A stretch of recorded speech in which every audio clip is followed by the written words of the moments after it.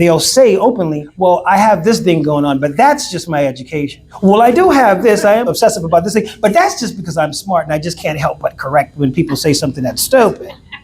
They don't piece it together.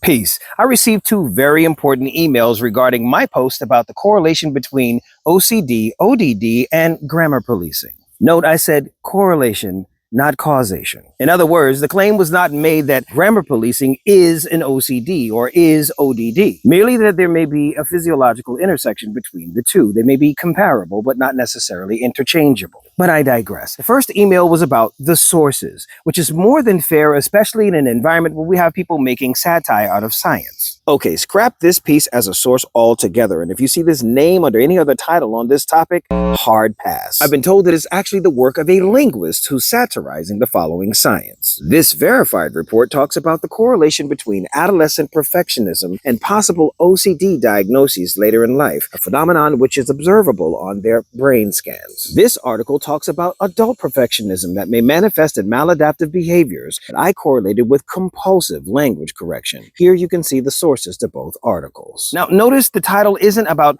grammar policing specifically, but perfectionism and the fixation on context. You'll probably find that behavior pop up somewhere else in their life and impacting them in other ways. Whether it's being triggered by a child coloring the sky green and the grass blue in a picture, or a double negative or redundant word like irregardless. It's not so much the grammar itself, but the obstruction of perfection that is aggravating to people who have the compulsive need to correct. Now, that said, we know that there are other issues that could be at work, like different forms of isms, sexism, racism, classism, elitism. All sorts of ism could also play a part. But as it pertains to this specific aspect, brings me to the second email that I got. And that email was from a viewer who wanted me to pass on to you. And watching my video was revelatory for them and helped them to see how their grammar policing, when it came to arguments with their spouse, the way these issues came together were breaking them apart. And that marriage counseling might not have been the objective of my post, but it is indeed the result.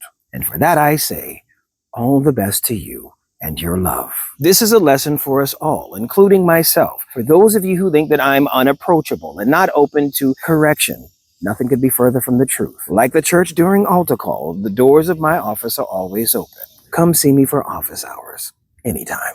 We out, ya.